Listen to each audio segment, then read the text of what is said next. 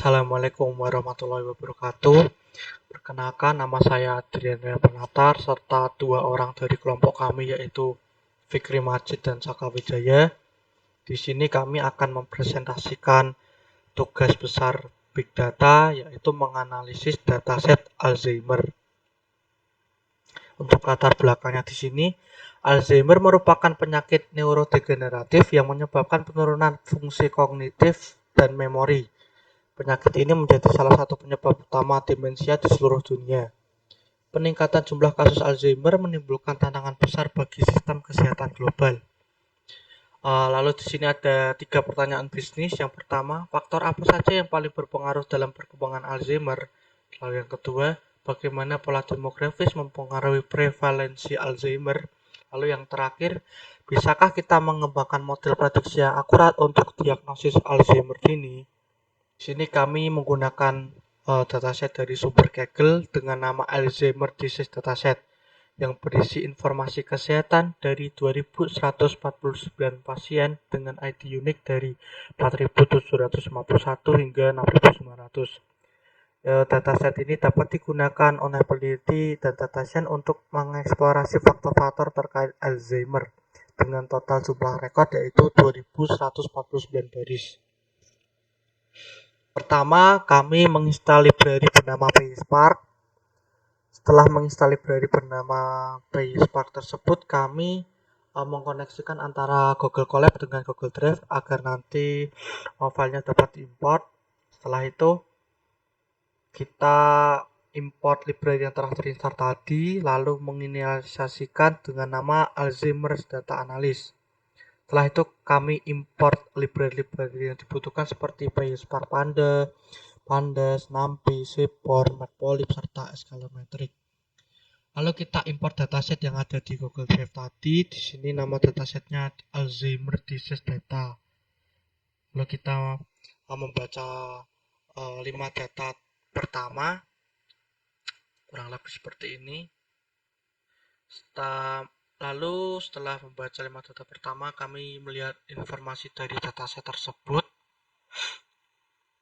Setelah itu kami cek missing value atau mencari nilai yang hilang. Selanjutnya untuk EDA yang pertama ini melakukan cek duplikasi data, ternyata tidak ada sama sekali. Selanjutnya kita melakukan drop untuk fitur yang tidak digunakan seperti Docker inject dan pasien ID.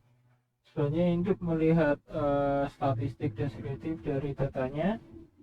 Selanjutnya kita melakukan konversi ke PySpark data frame, jadi ke Pandas terlebih dahulu untuk melakukan visualisasi. Selanjutnya ini untuk fitur correlation, kita akan melakukan korelasi dari setiap fiturnya seperti ini. Dan yang paling tinggi dari dataset ini yaitu ada MMSE, Functional Assessment, Memory Complaint, dan Behavioral Problem, dan juga ada ADL. Selanjutnya untuk fitur gender, di sini visualisasinya untuk male lebih tinggi daripada female. Selanjutnya untuk ethnicity di data ini didominasi oleh Caucasian. Selanjutnya untuk education level, sini ada high school yang paling tinggi. Selanjutnya untuk tax distribution, di sini rentang usianya dari 60 hingga 90. Sebenarnya ini ada MMSE. MMSE ini merupakan mini mental state examination score, mulai dari 0 hingga 30. Skor yang rendah menunjukkan gangguan kognitif. Nah, ini untuk yang terdiagnosis sebagai Alzheimer, MS skornya cenderung rendah. Selanjutnya untuk functional assessment, ada functional assessment di sini merupakan skor yang rendah merupakan gangguan pemikiran atau yang lebih parah. Nah, di sini untuk yang terdiagnosis MMSE skornya cenderung rendah. Hasilnya untuk memory complaint ini merupakan presentasinya. Ini kalau ada memory complaint dengan diagnosis, jika 1 itu merupakan diagnosisnya Alzheimer, kalau 0 itu tidak. Di sini lebih tinggi no untuk tidak terdiagnosis, berarti ini merupakan sangat berkorelasi dengan diagnosis Alzheimer. Soalnya untuk behavioral problem sini masih sama, ketika tidak behavioral problemnya tidak ada masalah, maka dari itu datanya cenderung terdiagnosis tidak terkena Alzheimer.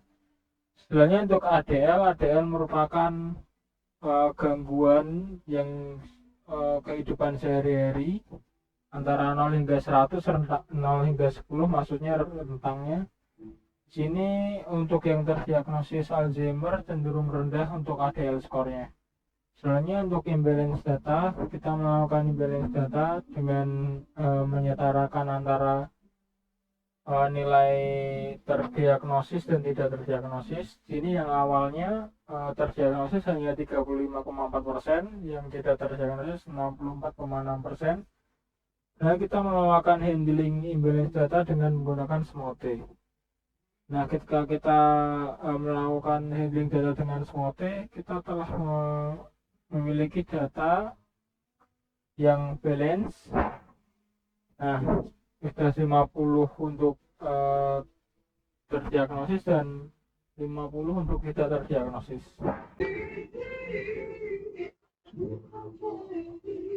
Jadi saya akan menjelaskan untuk machine learning kami. Jadi kami menggunakan vektor assembler untuk menggabungkan kolom-kolom di satu vektor, yaitu kolom MSA, Functional Assessment, Behavioral Problem, dan ADL. Lalu kita transform dari data yang sudah kita oversampling. Nah, kita modeling menggunakan random forest classifier. Di sini kita splitting data 75% dan 25% dengan label kolom diagnosis dan fitur kolom yang sudah kita assemble tadi fitur-fiturnya. Lalu kita fitting data. Lalu kita akan melakukan evaluasi, yaitu dari akurasi, precision, recall, advanced score, AUT, dan prediction error. Di sini sudah terlihat hasilnya. Lalu kita melakukan confusion matrix untuk melihat hasil asli dan hasil prediksinya. Di sini terlihat dari confusion matrixnya, aktual negatifnya dan aktual positif, predicted negatif, dan predicted positif.